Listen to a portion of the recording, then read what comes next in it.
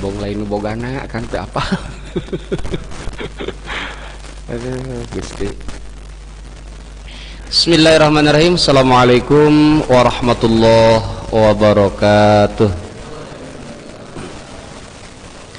Alhamdulillah nahmaduhu wa nasta'inuhu wa nastaghfiruh wa na'udzu billahi min syururi anfusina wa min sayyiati a'malina. May yahdihillahu fala mudhillalah wa may yudlilhu fala hadiyalah. Asyhadu an la ilaha illallah wahdahu la syarikalah wa asyhadu anna sayyidana wa nabiyana wa maulana Muhammadan abduhu wa rasuluh la nabiyya ba'dah amma ba'd. Hadirin ma'asyiral muslimin rahimakumullah, puji dan syukur marilah kita panjatkan kehadirat Allah Subhanahu wa taala. Alhamdulillah, dengan kudrah iradahnya pada kesempatan subuh ini kita masih bisa mengikuti kajian yang sudah rutin dilaksanakan, dan mudah-mudahan kita mendapatkan keberkahan subuh ini, juga kita mendapatkan keberkahan ilmu yang mudah-mudahan hidup kita selalu ada dalam tuntunan Allah Subhanahu wa taala. Amin ya Allah ya rabbal alamin. Shalawat wassalam semoga senantiasa dilimpahkan dicurahkan kepada baginda alam habibana wa nabiyana Muhammad sallallahu alaihi wasallam, kepada keluarga, para sahabat, tabi'in, tabi'in hingga kita sekalian. Hadirin rahimakumullah, kajian kita masih di Muqaddimah halaman 19 ya. Falhamdulillahil qadimil awwali wal akhiril baqi bila tahawuli. Alhamdulillah, segala puji bagi Allah. Allah itu al-qadim, artinya zat yang dahulu tidak didahului dengan tidak ada. Al-awwali yaitu yang awal, wal akhiri dan Allah itu yang akhir, wal baqi dan kekal tidak ada akhir, bila tahawuli tanpa ada perubahan.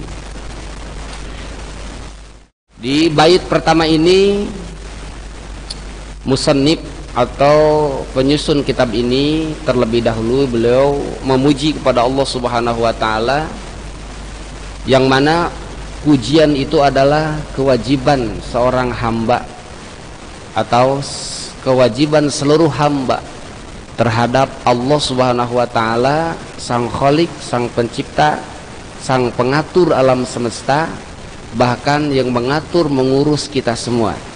Dari semenjak lahir sampai saat ini tidak pernah kita ditinggalkan oleh Allah Subhanahu wa taala tanpa diberikan kenikmatan. Maka hal yang sangat layak sekali, bahkan wajib untuk kita senantiasa bersyukur kepada Allah Subhanahu wa taala dengan mengucapkan alhamdulillah. Musannif atau pengarang kitab ini diawali dengan pujian, syukur kepada Allah Subhanahu wa taala pahan rahmat yang Allah berikan, terutama kemampuan beliau untuk menyusun kitab ini. Ini adalah satu anugerah dari Allah Subhanahu wa taala. Tanpa adanya bantuan dari Allah Subhanahu wa taala, makhluk apapun tidak punya kekuatan. Makhluk apapun tidak punya kemampuan. Maka wajar dan layak beliau bersyukur dengan mengucapkan alhamdulillah. Cuman hadirin rahimakumullah, perlu juga di sini kita istilahnya mengetahui makna syukur. Sebab alhamdulillah itu ini salah satu bentuk pujian kita kepada Allah Subhanahu wa taala atas segala nikmat yang Allah berikan. Cuman makna pujian, hadirin hadirat rahimakumullah, pujian itu beda dengan syukur. Ya, walaupun pujian itu sebagian dari syukur, tapi antara syukur dengan pujian itu tidak sama. Ya, kalau pujian itu bisa ada sebab atau tidak ada sebab. Ya, pujian itu bisa ada sebab atau tidak ada sebab.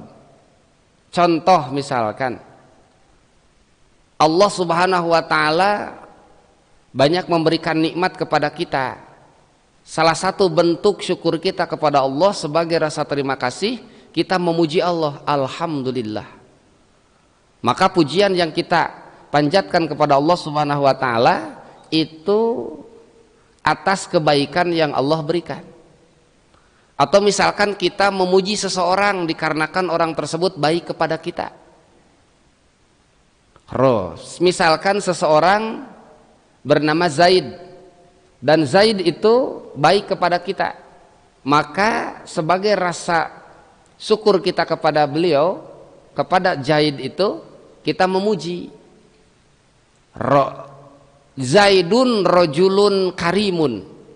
Zaid itu seseorang yang dermawan. Nah, pujian tersebut dikarenakan ada sebab. Atau pujian itu tidak ada sebab. Misalkan Zaid itu seseorang yang sangat taat beribadah. Jangankan sholat wajib, sholat sunnah pun misalkan beliau selalu mengerjakan. Bahkan yang umumnya orang tidak melakukan, beliau itu rajin melakukan. Maka ada pujian terhadap Zaid tersebut. Zaid rojulun solihun. Zaid itu orang yang soleh. Nah, itu pujian, Pak. Ya, jadi memuji itu salah satu bentuk syukur. Ya, tapi bukan hakikat syukur. Sebab pujian bisa ada sebab atau tidak ada sebab. Sedangkan yang namanya syukur ini lebih spesifik lagi, Pak. Syukur itu ungkapan atau tindakan, bisa ungkapan, bisa tindakan setelah dia mendapatkan kebaikan. Itu namanya syukur. Sehingga dalam definisi yang disebut dengan syukur itu adalah sarful abdi ala jami'i ma an'amallahu bihi alaihi fi ma khuliqa li ajlihi. Itu namanya syukur. Syukur itu adalah sarful abdi, menggunakannya seorang hamba ala jami'i ma an'amallahu bihi, terhadap segala nikmat yang diberikan Allah kepada dirinya. Fi ma khuliqa li ajlihi, digunakannya itu di dalam perkara yang memang diperuntukkan untuk itu. Itu namanya syukur. Kalau lebih diluruskan lagi, lebih simpelnya lagi begini, Pak. Yang namanya syukur itu adalah menggunakannya seorang hamba terhadap nikmat yang diberikan Allah kepadanya di jalan yang Allah inginkan, di jalan yang Allah ridhoi, sesuai dengan tujuan Allah Subhanahu wa taala memberikan nikmat tersebut. Itu namanya syukur. Jadi syukur itu, Ibu bapak hadirin rahimakumullah, ya, lebih tepatnya lagi adalah tindak lanjut setelah mendapatkan kenikmatan. Setelah mengakui dan berterima kasih dengan mengucapkan alhamdulillah, maka tindakan selanjutnya adalah menggunakan nikmat tersebut sesuai dengan yang diinginkan Allah Subhanahu wa taala. Itu namanya syukur. Nah, sementara di kita hadirin rahimakumullah, kadang-kadang makna syukur itu terlalu sempit, Pak. Misalkan sembuh dari sakit, atau anak lulus ujian, atau misalkan anak kita mendapat jodoh, atau kita mendapat cucu, ya, anak kita melahirkan. Nah, kita ketika mendapatkan anugerah-anugerah semacam itu ada keinginan untuk bersyukur. Yang dilakukan oleh kita diantaranya mengundang tetangga. Betul, Pak, ya? Itu yang selalu kita lakukan, ya, mengundang tetangga, terus mengungkapkan, menyebutkan kenikmatan apa yang sedang diberikan atau yang telah diberikan Allah. Misalkan diwakilkan ngomongnya kepada ustadz untuk menjelaskan bahwa alhamdulillah penyakit yang sekian lama sudah disembuhkan Allah, atau misalkan alhamdulillah anak saya lulus ujian atau masuk perguruan tinggi, alhamdulillah anak saya mendapatkan jodoh dan insya Allah tanggal sekian bulan sekian akan dinikahkan. Ya, alhamdulillah sudah bertambah anggota baru misalkan dengan lahirnya seorang anak. Nah, setelah itu berdoa. Ya, dengan versi masing-masing berdoanya, Pak. Ya, ada yang baca Al-Qur'an, ada dengan tausiah dan lain sebagainya. Ya, setelah itu terus ada sedekah yang dikeluarkan oleh Shahibul Bait sebagai rasa terima kasih atas dukungan syukur yang dilakukan. Setelah itu pulang.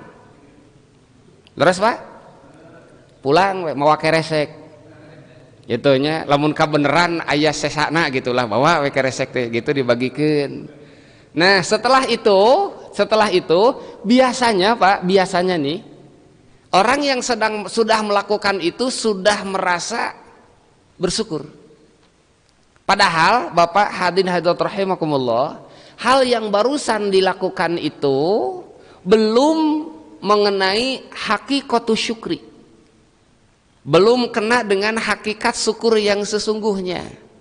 Yang barusan dilakukan itu tahadus bin nikmah. Ya, yang barusan dilakukan itu tahadus bin nikmah, artinya menceritakan kenikmatan. Dan yang ini pun memang diperintah oleh Allah Subhanahu wa taala. Wa amma bi ni'mati rabbika fahaddits, sebagaimana barusan surat yang dibaca.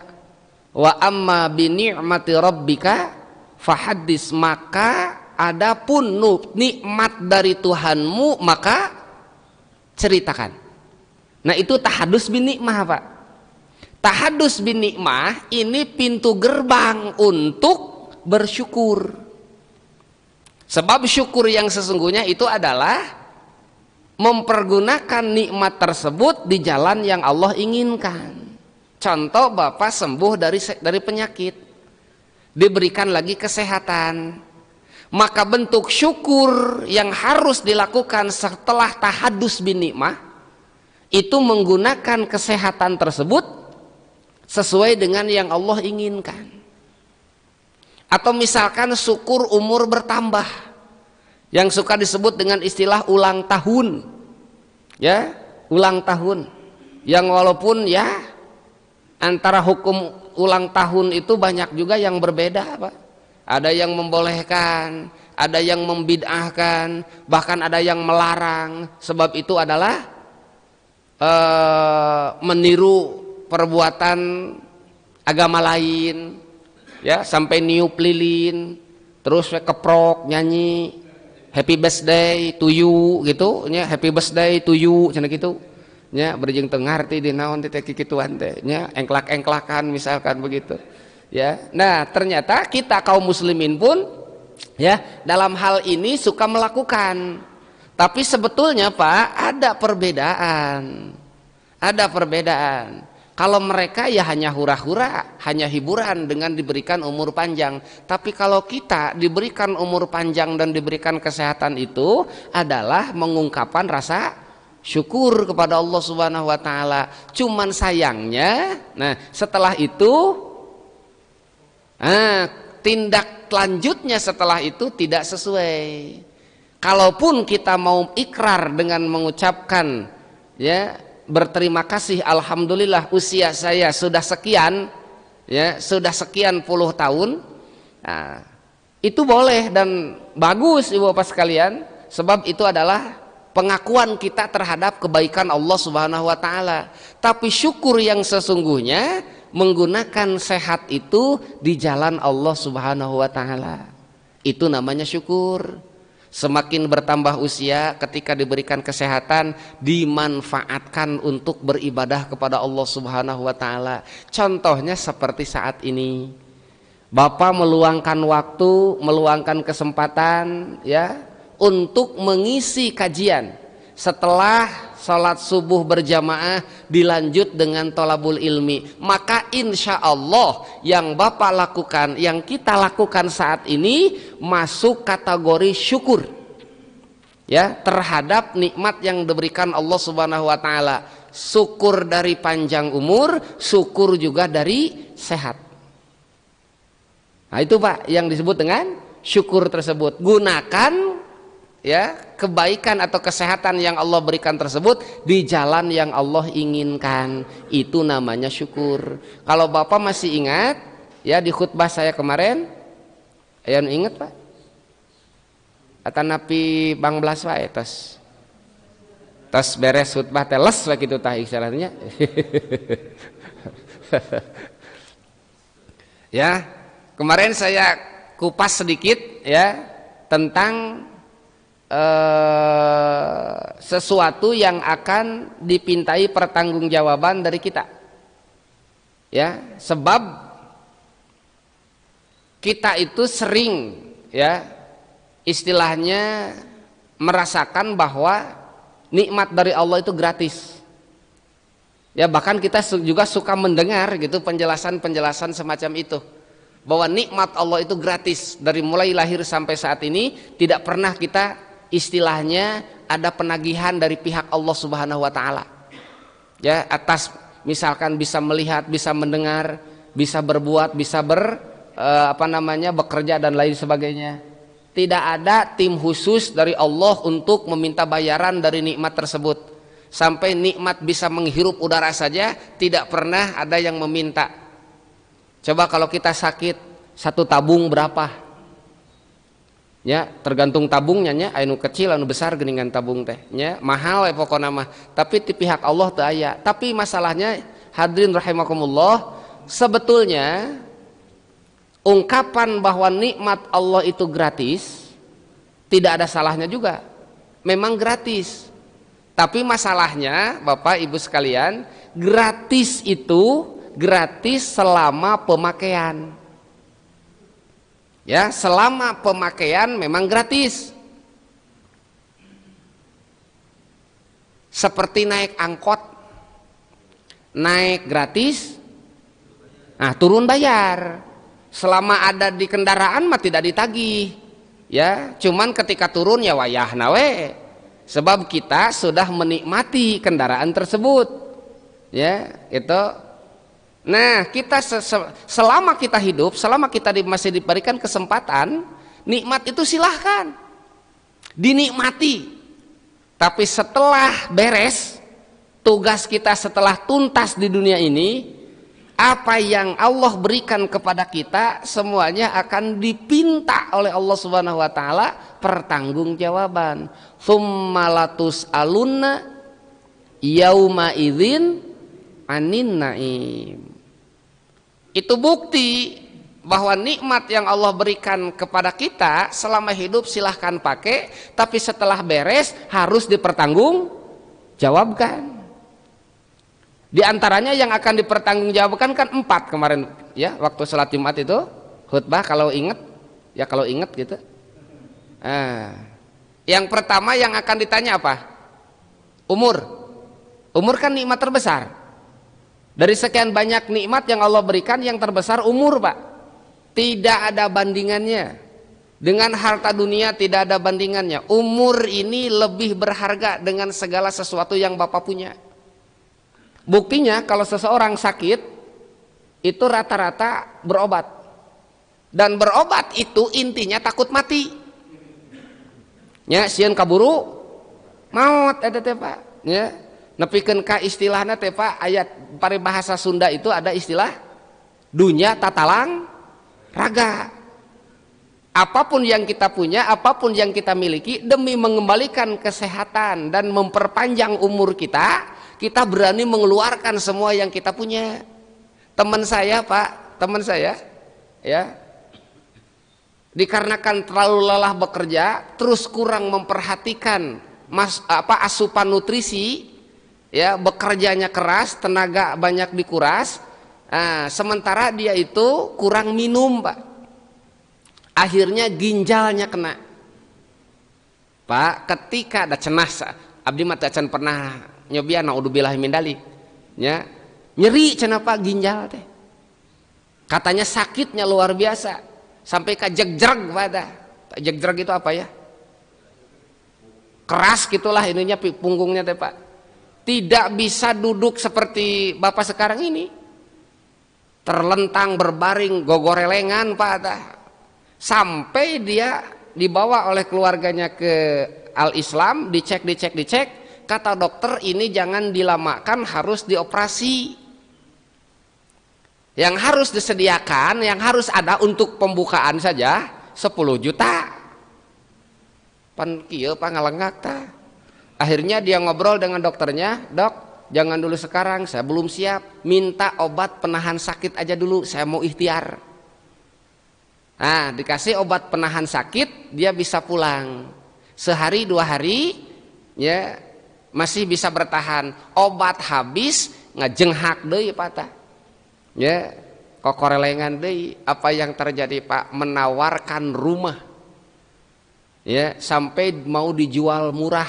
Yang penting ada biaya untuk operasi. Sudah tidak berpikir kalau rumah terjual mau di mana dia diam. Anak ada 4. Ya, masih kecil-kecil. Kajen teuing lah, nu penting mah cager we, ngontrak we cenah ke mah. Ditawarkeun Pak rumah. Untung teu payu. Ya untung teu payu. Mun payu picilakaeun Pak. Nya leuwih parah deui ka dituna. Tapi saking inginnya sehat, ingin sembuh, ya, dia sampai berani menjual rumah. Padahal rumah itu dibangun dengan jerih payah yang luar biasa. Saya tahu Pak dari awalnya seperti apa dia memperjuangkan rumah itu. Ya, ingin jadi walaupun tidak besar, tapi bisa nyaman ditempati.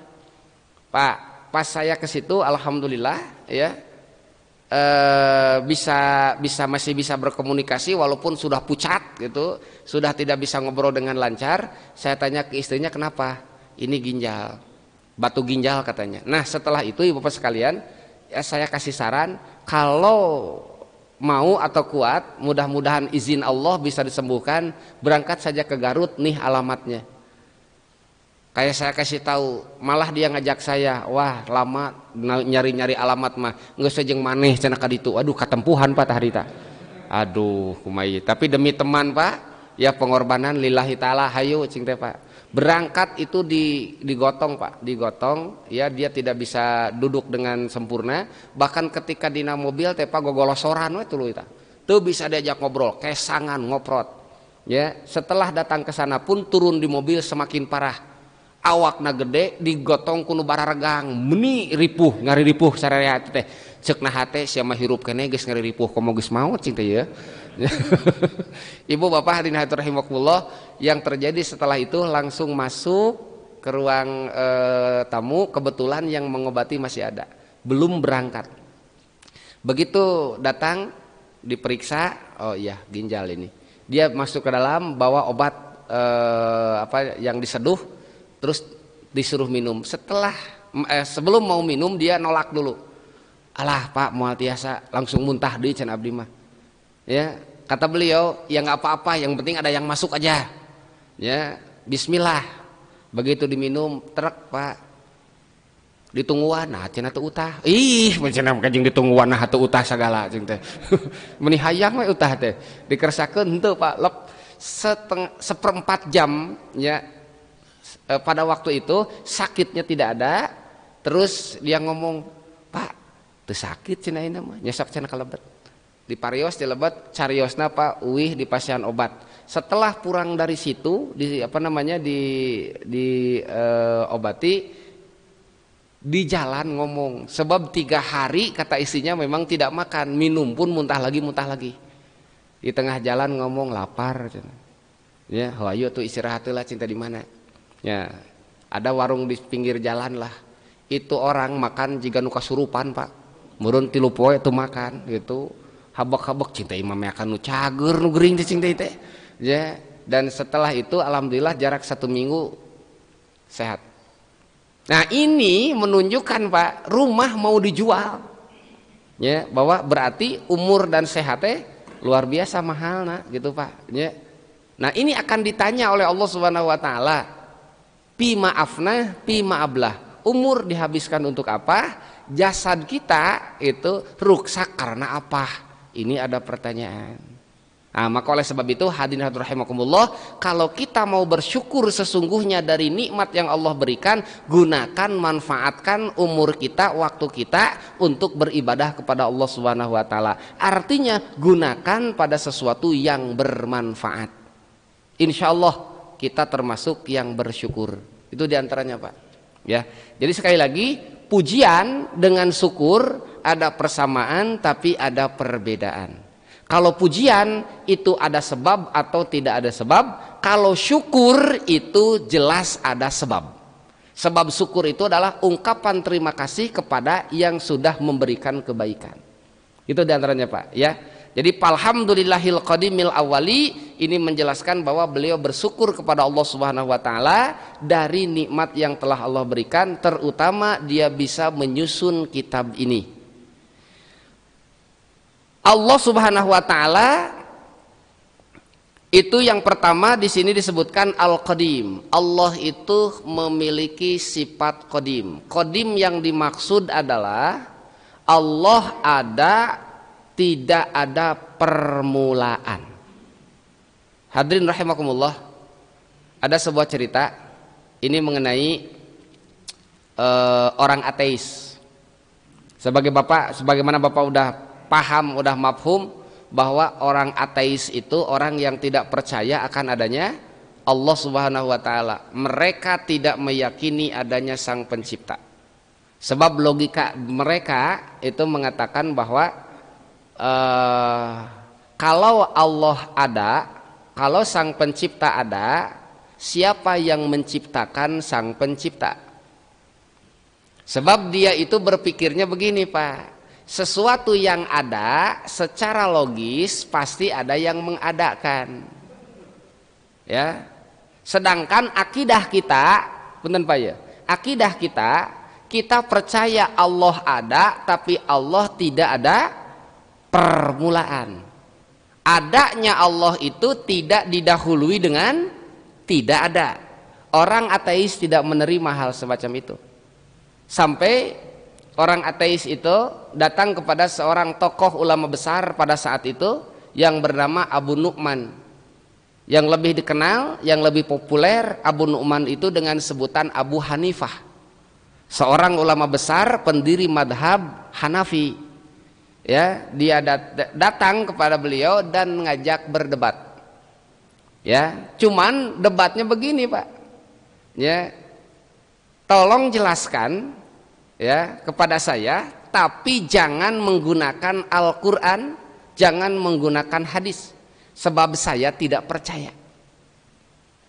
Ya, makanya Pak, mohon maaf, akidah Asy'ariyah, akidah Maturidiyah, kenapa mengedepankan dalil akal? Ya, kenapa mengedepankan dalil akal? Yang ini banyak dikritisi oleh orang-orang sekarang, sampai menyebutkan Asy'ariyah Maturidiyah itu sesat. Kenapa? Sebab mendahulukan akal. Ya. Adapun Quran dan hadis dibelakangkan. Seolah-olah akal lebih utama daripada Quran dan hadis yang bersumber dari Allah Subhanahu wa taala. Ini kesalahan berpikir, hadirin rahimakumullah. Justru akidah Asy'ariyah Maturidiyah kenapa mengedepankan akal? Ya diantaranya untuk menghadapi orang-orang yang semacam ini, Pak. Ya, sebab agama Islam itu diturunkan untuk semua. Rahmatan lil alamin. Untuk kita yang sudah iman jelas, untuk kita yang sudah iman akal itu belakangan. Yang penting wahyu dari Allah Subhanahu wa taala, Al-Qur'an dan hadis yang dijelaskan Rasulullah itu jadi pegangan utama kita. Tapi untuk orang-orang di luar Islam yang tidak percaya, tidak yakin terhadap ajaran Islam, mereka meminta dalil atas kebenaran akidah kita yang menyebutkan bahwa Allah itu qadim, tidak ada awalnya, dengan logika dia minta. Apa dalilnya yang jelas? Ya, Abu Hanifah pada saat itu kalau saya jelaskan emangnya mau apa? Dia janji mau masuk Islam. Ya, dengan catatan dalil yang dikeluarkan jangan menggunakan hadis, jangan menggunakan Quran. Coba Pak, lamun tengah gunakan akal rek kumaha?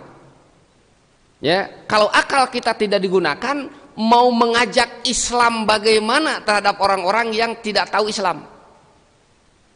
Maka Abu Hanifah pada saat itu Pak bertanya, ya, yang menjadi heran kamu itu apa? Yang menjadi heran saya, menurut akidah kamu, menurut akidah agamamu, bahwa Allah yang kau percaya itu ada, tidak ada permulaan. Itu janggal di otak saya. Sebab menurut logika saya, sesuatu yang ada itu harus ada yang mengadakan. Teka harti cenah uing mah gitu. Coba Bapak misalkan seperti itu. Reka jawab kumaha Pak? Ya, sementara kan wajib dakwah itu kepada semua. Ud'u ila sabili rabbika bil hikmah wal mau'idatil hasanah wajadilhum billati hiya ahsan. Kalaupun harus mujadalah, harus berdebat, berdiskusi dengan cara yang baik. Sok Pak. Mun pertanyaan eta dilayangkeun ka urang, cek urang geus kumaha maneh lah rek iman rek henteu paling kayak kitu meureun. Nya, sabab urang mentok ieu otak teu bisa naon. Teu bisa ngajelaskeunana. Sementara mereka itu tidak percaya alasannya itu. Urang teh kari gareget nawe urang teh pasti si koplok cenah teu daek we iman paling kayak kitu urang Pak. Ya, maka akidah Asy'ariyah salah satunya adalah ya memberikan jawaban-jawaban dengan akal dulu Pak. Yang diharapkan orang-orang yang tidak mau masuk Islam dikarenakan tidak percaya adanya Quran dan hadis, dia bisa luluh dengan logikanya. Kata Abu Hanifah, berarti kamu ya otak kamu tidak mau menerima Allah ada, tidak ada permulaan. Gitu Pak. Ya. Sekarang begini, kata Abu Hanifah, ini jawaban Abu Hanifah atau yang disebut dengan Abu Nu'man. Abu Nu'man itu nama aslinya. Abu Nu'man terkenal dengan Abu Hanifah. Anda tahu angka 1? Iya jawaban Abu Hanifah. Anda tahu angka 1? Tahu. Terus angka 2? Tahu. Angka selanjutnya? Ya sudah tahu. Emangnya apa? Kenapa bertanya angka 1? Nah kata Abu Hanifah, coba digunakan cenah akalna ya. Angka 1 itu ada, tapi angka 1 adanya itu tidak ada permulaan. Dalam arti bahwa angka 1 tidak diciptakan atau tidak dibuat dari angka yang lain. Justru sebaliknya, angka selanjutnya 2, 3, 4 itu diciptakan oleh angka 1. Sebab adanya 2 itu adalah 1 tambah 1 gitu Pak. 3 atuh kari nambahan hiji deui 3. 4 tambahan deui hiji 4 ya. 2, 3, 4 dan selanjutnya itu diciptakan oleh angka 1, tapi angka 1 tidak diciptakan oleh angka yang lain. Bisa diterima? Bisa. Kalau itu saja kamu bisa diterima, kenapa kamu tidak bisa menerima Allah ada, tidak ada permulaan? Hiji tagagaro tah. Ya jawaban teh ya cek Abu Hanifah. Kahartos sepatu. Heuh bisa anu nanya deui pan lumayan itu mulungan jawaban itu ti ulama itu Pak, lain ti budak angon itu. Ya, ya jawaban ti ulama itu. Seorang Abu Hanifah sampai bisa mengalahkan tokoh ateis Pak. Ya, dengan menggunakan logika teu nganggo Quran, teu nganggo hadis. Sabab make Quran jeung hadis mah moal ditarima. Mun cek urang teh huwal awalu wal akhiru wad dhahiru wal batin, eta teh cek Allah nyao aing mah teu percaya, pan kitu ngomong rek kumaha ieu Bapak. Ya, lamun teu pinter mainkeun logika rek kumaha Pak. Ya. Nah, Allah itu qadim artinya ada, tidak ada permulaan. Nanti alasan secara logisnya di babnya nanti. Wujud kidam. Nanti di kidam insya Allah ya kita jelaskan kenapa Allah itu wajib kidam, artinya tidak ada permulaan, nanti dijelaskan di situ ya. Ini mah hanya untuk menjelaskan kepada orang yang tidak percaya Allah ada tanpa ada permulaan. Yang diambil analogi oleh Abu Hanifah itu adalah angka 1. Angka 1 tidak ada permulaannya, angka 1 tidak diciptakan dari angka yang lain. Ya, ti setengah jeung setengah lain angka setengah mah Pak. Angka mah tetap di angka hiji. Itu ya, bilangan itu angka 0,080 atuh teh aya naon. Ya. Nah, angka 1 tidak diciptakan dari angka yang lain, tapi angka yang lain diciptakan oleh angka 1. Kata orang tersebut, saya belum mau menyerah, ada satu pertanyaan lagi. Dan tolong jawab pertanyaan ini dengan akal, dengan logika, jangan dengan Al-Qur'an, jangan dengan hadis. Kumaha pertanyaan anak cek Abu Hanifah? Yang kedua, pertanyaan orang itu begini, Pak. Saya tidak mengerti ajaran kamu bahwa nanti di surga orang mendapatkan banyak kenikmatan, hidangan-hidangan yang diinginkan tinggal ada di dalam hati, keinginan tersebut langsung dibuktikan dan bisa dimakan. Yang tidak saya mengerti kata penjelasan dari agama kamu bahwa orang yang di surga banyak makan tapi tidak bisa keluar. Artinya tidak ada buang air kecil atau buang air besar. Makanya Pak teu dicaritakeun di surga aya toilet. Teu aya Pak. Ya. Semua yang dinikmati itu tidak akan menjadi kotoran. Ya, semua yang dimakan tidak akan menjadi air kencing atau BAB, tidak. Nah, ini menjadikan janggal untuk orang-orang ateis.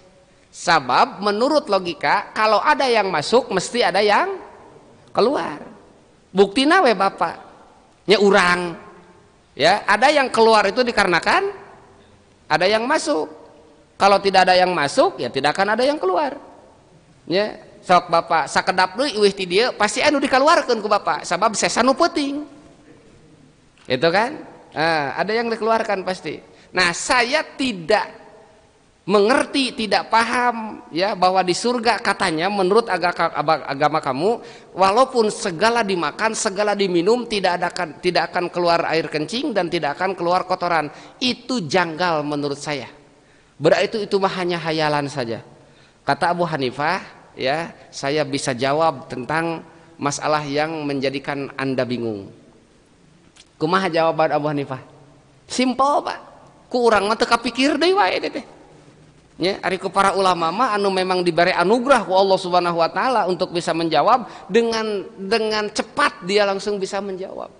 Jawaban Abu Hanifah, saya bertanya kepada kamu nih, betul-betul bertanya. Sebelum kamu lahir ada di mana? Pertanyaan Abu Hanifah, sebelum lahir ada di mana? Ya ada di perut ibu saya.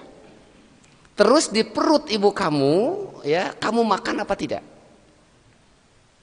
Ya tidak, masa kalau tidak mah berarti malah ngagedean itu Pak. Ya, yang betul, makan atau tidak? Ya jelas makan. Saya diberi nutrisi oleh ibu saya melalui apa? Tali ari-ari, ya. Sebab kan dalam hukum fikih Pak, ketika terjadi pembuahan bulan ke-1, bulan ke-2, bulan ke-3 menginjak bulan ke-4 itu ada perubahan. 1, 2, 3 itu pertumbuhan. Setelah 4 itu baru kehidupan. Sebab dimulai dari 4 bulan Allah Subhanahu wa taala berfirman, "Tsumma ansha'nahu khalqan akhar fatabarakallahu ahsanul khaliqin." Setelah 4 bulan baru ada kehidupan. Makanya Pak, istri kita kalau sudah melahirkan pasti keluar nipas. Nipas itu adalah darah haid yang tertunda. Setelah terjadi pembuahan, rahim nutup. Setiap bulan tetap masih menstruasi tapi tidak keluar. 1, 2, 3, 4. 4 bulan tidak keluar Pak. Darah haidnya itu tidak keluar dan mengendap di rahimnya. Setelah bayi keluar, maka darah itu keluar, maka disebut nifas. Ya, nifas namanya. Berarti nifas itu masih dari darah haid juga. Nah, setelah ditiup ruh oleh Allah Subhanahu wa taala, maka terjadi kehidupan. Itu bersumber dari sel telur yang tadinya busuk menjadi darah, itu jadi nutrisi yang dimakan oleh bayi, maka ada kehidupan. Tanya ke istri Bapak. Dari mulai 4 bulan perut itu suka bergetar, ter, itu menunjukkan ada kehidupan. Bapak belum pernah merasakan seperti itu. abdi ge can pernah ngarasakeun jiga kitu. Abdi mah lamun aya nu ngageleter teh lain urusanana Pak. Ya, urusanana lain. Eta mah kudu ka tukang wae. Nah, ibu bapak sekalian, ya, setelah 4 bulan ada kehidupan terus sampai 9 bulan. Ya, Anda makan ya dalam perut ibu Anda selama kurang lebih 5 bulan. 5, 6, 7, 8, 9. 5 bulan makan, ada yang masuk ke tubuh Bapak ketika di alam rahim, di rahim ibumu itu. Nah, selama 5 bulan apakah kamu kencing? Apakah kamu buang air besar di perut ibumu? Sok ke Bapak pikiran. Eta orok 5 bulan Pak dina beuteung indungna teu kiih teu ngising. Nah sebabna bisa dibayangkan ku Bapak lamun eta budak di jero ngising jeung kiih. Rek jiga kumaha Pak? Meureun kaluar teh lamedong jeung di tempat pan di dinya aya Bapak teh atuh. Kekuasaan Allah Subhanahu wa taala ada yang masuk ke tubuh anak tersebut tapi tidak ada air kencing, tidak ada kotoran. Justru setelah lahir ke bumi, setelah lahir baru bayi itu kencing Pak. Kencingnya itu di luar. Terus merecet hideung geuningan. Naon disebutna teh? Tai pari non? Heuh bawa ti jero teh sesa teh Pak.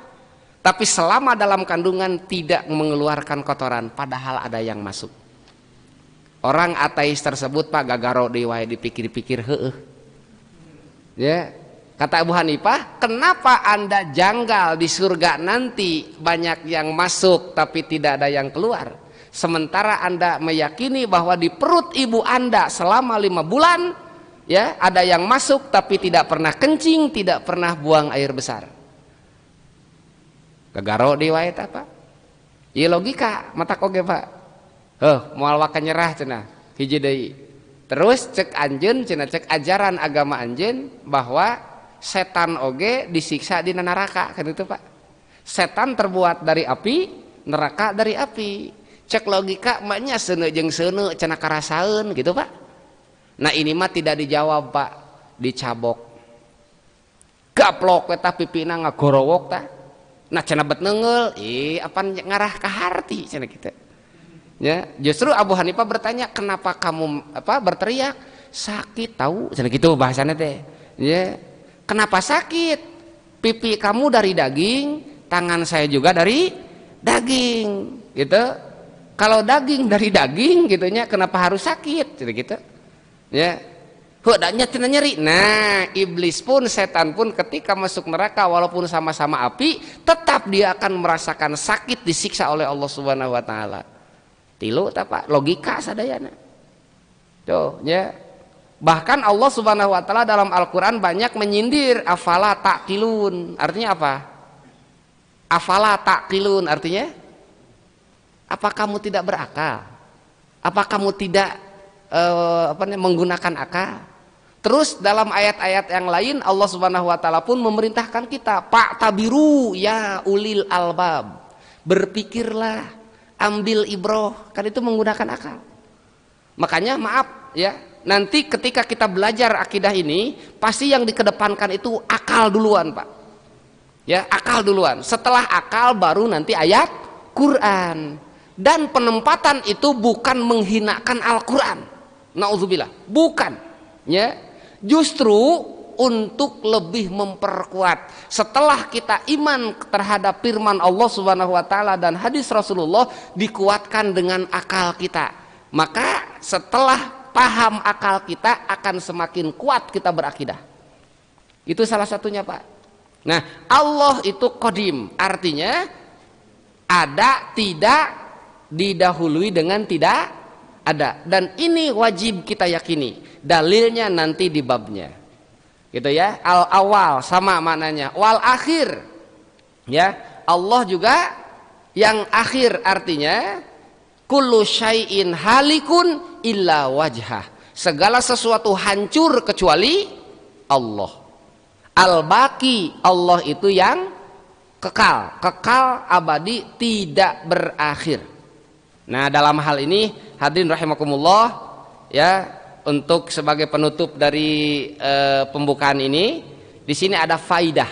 Faidah itu sesuatu yang bermanfaat, ya, di mana di sini disebutkan bahwa i'lam annal asya ala arba'ati aksamin. Sesuatu itu ada 4 perkara. Ada 4 bagian. Syai'un la awalalahu wala akhiralahu.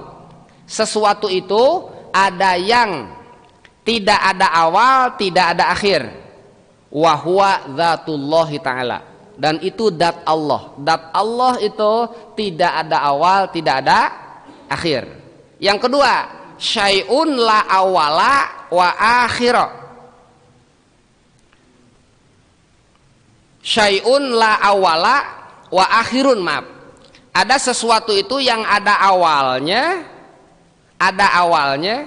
ya, wa akhirun, dan ada akhirnya. Ada awal, ada akhir. Ya. Wa huwa datul makhlukin, yaitu dat makhluk seperti kita. Bahwa kita itu ada awalnya dan ada akhirnya. Awal kita itu tidak ada, akhir kita tidak ada juga. Jadi adanya kita itu didahului dengan tidak ada, dan adanya kita diakhiri nanti dengan tidak ada juga. Ayeuna we keur araraya sote Pak, ayeuna gitu. Dalam muntos seep mah anger engke aya akhirna. Nu katilu, syai'un laisa lahu awalun walahu akhirun. Nih, sesuatu itu adalah ada yang punten. Laisa lahu awalun walahu akhirun. Sesuatu itu ada yang tidak ada awalnya, tapi memiliki akhir. Ya. Yang ada awalnya tapi memiliki akhir. Maaf Pak, rada di pikiran sakedik ya. Ya. Lamun nu tadi kahiji teu aya awal, teu aya akhir Allah. Nu kadua aya awal, aya akhir makhluk. Nu katilu teu aya awal tapi aya akhir. Ieu lieur moesan Pak. Ya. Ulangi. Teu aya awal, tidak ada awalnya, tapi dia ada akhirnya. Seperti apa contohnya? Adamuna al-ajali. Nah, ketidakadaan kita ketika diajali, Pak.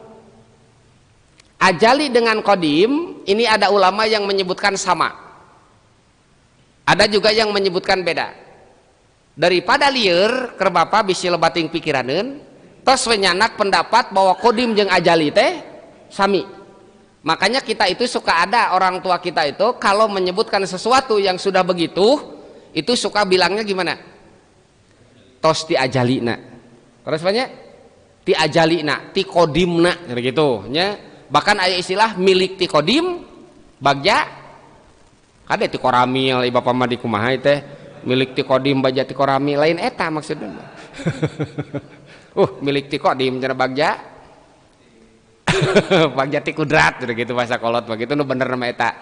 Nah, keberadaan kita ya maaf, ketidakadaan kita dulu ti ajali itu tidak ada awalnya, Pak. Ya, ketidakadaan kita di ajali tidak ada awalnya, tapi ketidakadaan kita itu ada akhirnya. Akhir dari ketidakadaan kita itu adalah ada pada waktunya. Nih contoh Pak, sebelum kita ada tidak ada. Laras Pak? Laras atau ima konkret, ima real Pak ya. Sebelum kita ada itu tidak ada. Ketika sedang tidak ada keur teu aya Pak, itu Allah mimitina. Tiraha Bapak Allah Dagus tidituna Allah mimitina ge Pak. Tidak ada awal dari ketidakadaan kita. Sebab kita ini mungkinat Pak, istilah dalam ilmu tauhid. Mungkinat itu artinya sesuatu yang mungkin. Ya, sesuatu yang mungkin.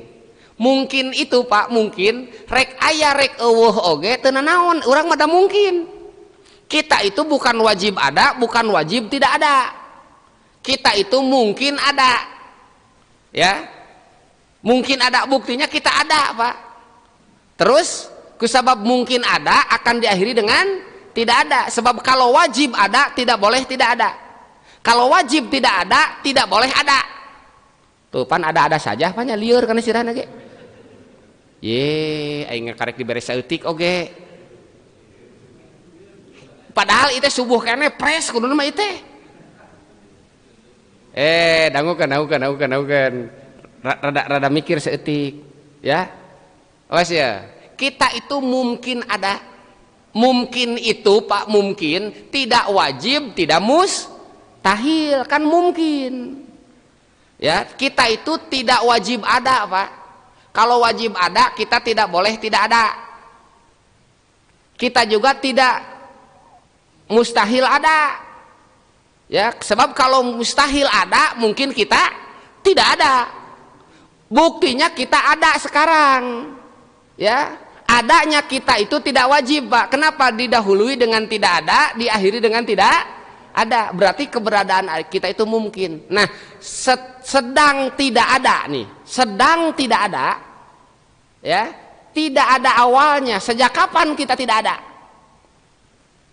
Jadi laisa lahu awalun ngan walahu akhirun. Tapi ada akhirnya. Ketidakadaan kita di alam azali ada akhirnya. Apa akhir ketidakadaan kita? Adanya kita.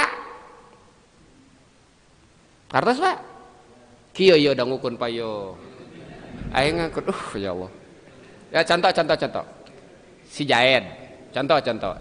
Si Ade welah henteu nya. Ustaz dangukeun dek yo. Contoh Ade. Sebelum ada buncelik juga kieu. Kan dia tidak ada. Nah, dalam ketidakadaan tersebut tidak diketahui awal ketidakadaannya kapan. Tidak ada awalnya. Setelah tidak ada, Allah bermaksud menciptakan makhluk yang bernama Ade. Dipilihlah oleh Allah antara ada dan tidak ada itu ada. Disebutna engke Pak dina kudrat iradatna Allah, ia disebutna tanjiji kodim. Artinya penentuan Allah dari kodim bahwa ada dipilih ada. Sudah ada belum? Belum. Ya, sebab masih ada di ajali. Setelah ketentuan Allah berjalan pada waktunya, lahirlah seorang sosok manusia bernama Ade. Nah, setelah lahir ke bumi berarti akhir dari ketidakadaan. Gitu Pak, kartos tak? Nah, muntus ke hartos mah ngeusan we ah. Bisi namah lieur. Ya, nanti ini saya jelaskan lebih detailnya lagi ketika sifat kudratna Allah Subhanahu wa taala dan iradahnya Allah Subhanahu wa taala. Sebab kita mengalami beberapa fase, Pak. Ya, beberapa fase. Ya, ajali, istimror, tanjiji qadim. Ya. Nah, begitu tanjiji qadim, terus istimror lagi, ya. Terus ada tanjiji hadis. Ya, setelah tanjiji hadis nanti istimror lagi, ya, teras tanjiji hadis deui nyata maut engke. Nah, setelah maut itulah nanti tidak akan ada akhirnya. Nah, syai'un lahu awalun wa laysa lahu akhirun. Sesuatu yang ada awalnya tapi tidak ada akhirnya. Apa yang dimaksud? Huwa annar wal jannah. Ya, darul akhirah. Nyangke negeri akhirat. Akhirat itu ada awalnya tapi tidak akan ada akhirnya. Yang di surga terus abadi di surga, yang di neraka terus abadi di neraka. Gitu Pak, ya. Nah, untuk kita ya berdasarkan kalimat syair ini, ya bait ini, kita harus yakin bahwa Allah yang senantiasa kita puji itu salah satu sifat yang wajibnya adalah qadim dan baqi. Ya, qadim dan baqi. Qadim ada, tidak ada permulaan, baqi abadi, tidak ada akhir, dan itu hanya Allah Subhanahu wa taala. Selain Allah itu tidak ada. Ya, selain Allah tidak ada. Sebab selain Allah itu adanya diadakan. Termasuk alam akhirat diadakan. Ya. Jadi lamun di emutan mah Pak, sebetulnya kita itu tidak ada. Kita itu tidak ada, Pak. Ya. Kenapa kita itu tidak ada? Sebab kita itu bukan ada, Pak, tapi diadakan. Diadakan oleh siapa? Diadakan oleh Dat yang Maha Ada. Yang adanya sebelum kata ada itu ada.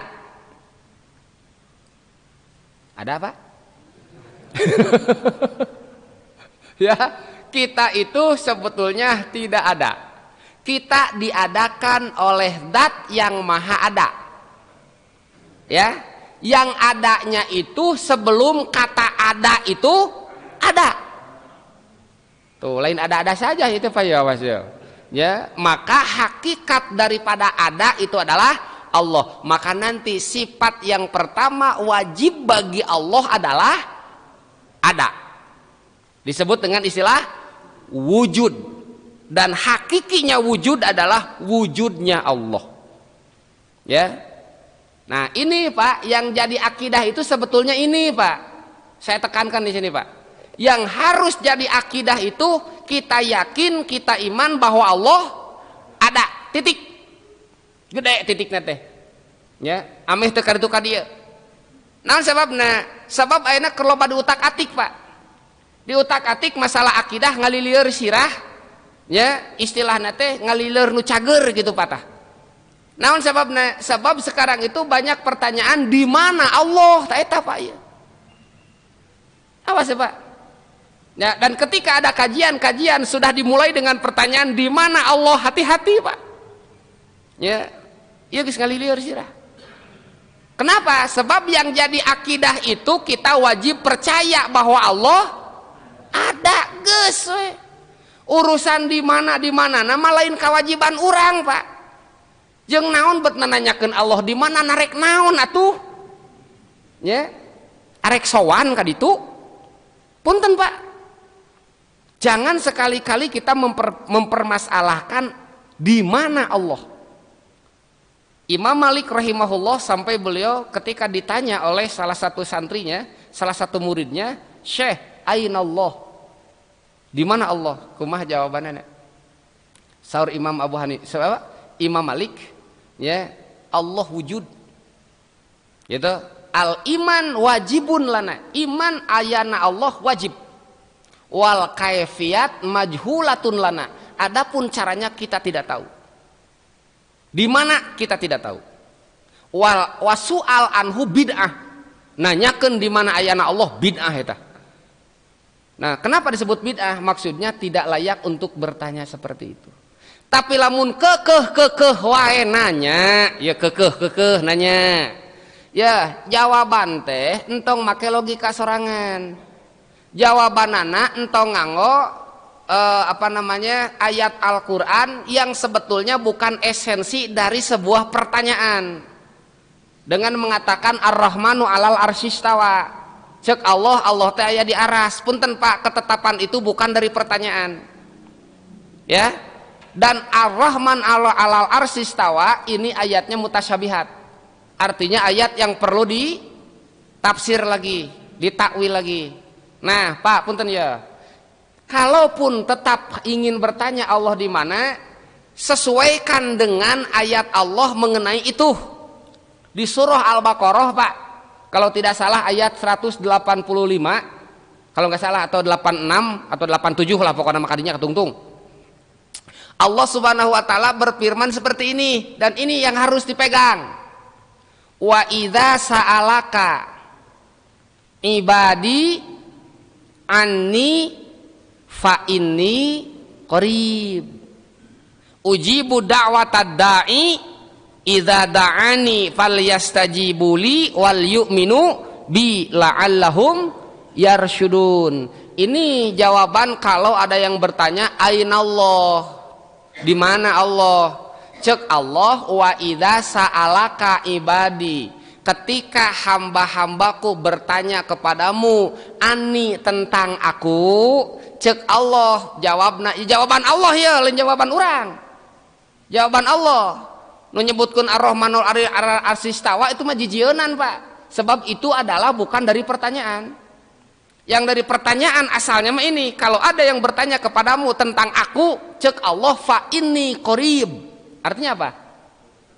Allah itu dekat pun sakitu. Ya, dekatna di mana lain urusan. Pak, kata di mana? Saya mau nanya ke Bapak. Kata di mana untuk apa? Untuk tempat. Tempat itu baru apa qadim? Baru. Ya, baru. Artinya baru itu berarti tadinya tidak ada. Sesuatu yang baru tidak layak ditanyakan kepada yang qadim. Ya, di mana itu kata untuk tempat, dan tempat itu baru. Singkartos Pak, tempat itu baru, sehingga layaknya di mana itu ditanyakan untuk sesuatu yang baru, tidak layak di mana ditanyakan kepada yang qadim. Sebab sebelum ada kata di mana Allah sudah ada masalahnya. Kartos ya Pak. Jadi samemeh ayat kalimat di mana Allah itu sudah ada. Makanya kalau terus ditanya ya, di mana Allah di aras, kan ada pertanyaan susulan nantinya, ya. Nah, nanti pertanyaan susulannya, aras itu adanya sebelum Allah apa sesudah Allah? Ya sesudah Allah, sebab aras itu ciptaan Allah, berarti aras. Kalau aras sebelumnya tidak ada, atau di mana Allah teh? Kan bakilieur kartu teh Pak. Lamun Allah kekeh aya di aras, sebelum aras ada Allah di mana? Tuh dah moal nyambung deui Pak. Nu kieu teh ngalilieur ngaranna. Makanya yang masuk ranah akidah yang wajib diyakini itu adalah Allah ada, titik. Tong macam-macam. Pokoknya Allah aya. Gitu. Dalilna naon? Aya dada melanana titik sakitu we tong loba dongeng Pak. Ya. Contoh ieu mik, ieu aya mik. Apakah mungkin mik aya sorangan tanpa anu nyieun? Logika kita sudah berpikir ayana ieu mik teh speaker nya, ieu ku sabab aya nu ngadamelna, tapi tidak perlu akal itu sampai mengetahui siapa yang membuat. Ya, seperti logika kita bermain Pak, bahwa dunia dan segala isinya ini ada yang menciptakan, tapi akal kita tidak mampu menemukan siapa yang menciptakan. Maka Allah turunkan Rasul untuk menjelaskan bahwa sang pencipta adalah Allah Subhanahu wa Ta'ala. Gitu Pak, itu kudu riweuh-riweuh. Ieu meuni keukeuh we tiap kajian eta di mana Allah, di mana Allah. Nepi ka nyebutkeunana lamun teu percaya Allah di aras gitu. Kupur, tidak ada dalam akidah semacam itu Pak. Ya, tidak ada. Sebab akidah yang harus diyakini Allah itu ada. Seperti orang ateis ya yang datang ke Abu Nu'man juga bertanya lagi. Saya tidak percaya bahwa Allah itu ada. Bumi ini ada dengan sendirinya. Kekeh Pak. Kumaha dijawabna ku Abu Hanifah. Ketika ditantang debat kemudian Pak. Ya, ditentukan waktunya jam 10, Abu Hanifah datang jam 11. Ketika datang ke tempat diskusi, Abu Hanifah dicemoohkan. Kenapa tidak tepat waktu? Janji jam 10, datang jam 11. Kata Abu Hanifah, saya bukan tidak mau tepat janji, tapi tempat saya ke tempat ini jauh, harus melalui sungai. Dan kebetulan ketika datang ke sungai, rakit apa? Sampan, ya, sampan yang biasa mengantarkan tidak ada. Ketika saya sedang ada di pinggir sungai, tiba-tiba di sebelah hulu ada kayu yang palid begitu. Apa itu palid? Hanyut atau palid hanyut lah. Ya, ada yang hanyut Pak, banyak kayu di sebelah dari alah hulu ya, itu, dan berhenti tepat di depan saya. Kayu tersebut berhenti di depan saya dan terbentuklah sampan dan akhirnya saya bisa ke sini. Cek Abu Hanifah. Kumaha cek orang ateis, kamu jangan berbohong. Ya. Enggak berbohong. Saya menyaksikan bahwa sampan terbuat dengan sendirinya, langsung jadi parahu tah cek. Teu mungkin. Piraku parahu jadi kosorangan eueuh nu nyieun, ceuk manehna. Cek Abu Hanifah maneh mah belegug parahu wae nu leutik teu kaharti aya ku sorangan komo alam dunya nu sakieu gedena manya eueuh nu nyieun. Diskusi selesai. Tidak terjadi diskusi, Pak. Itulah cerdasnya Abu Hanifah ya, atau Abu Nu'man itu. Nah, pelajaran akidah itu seperti itu, Pak. Nanti banyak di sini hal-hal yang semacam itu. Tapi insya Allah yang akan diasah duluan itu adalah logika kita, supaya setelah faham jadi akidah. Kuat, geus jadi akidah gitu, dikuatan ku dawuhan Allah, dawuhan Rasulullah. Mantap, Pak, pokoknya. Maka dalil yang akan kita pelajari dalil akli dan dalil nakli insya Allah. Nah, insya Allah Pak, nanti supaya menghemat waktu kita lewat langsung nanti Kang Cirian, orang langsung karena pasal yang awal halaman 33. Kang, halaman 33 mengenai langsung sifat yang wajib bagi Allah ya, supaya menghemat waktu dan kita kena ke tujuan yang paling pokok. Cirian Kangnya, cirian 33. Wa ba'du fa'lam bi wujubil ma'rifah min wajibin lillahi ishrina sifah. Nah itu insyaallah ya. Cukup sekian, wallahul muwaffiq ila aqwamit thoriq. Assalamualaikum warahmatullahi wabarakatuh.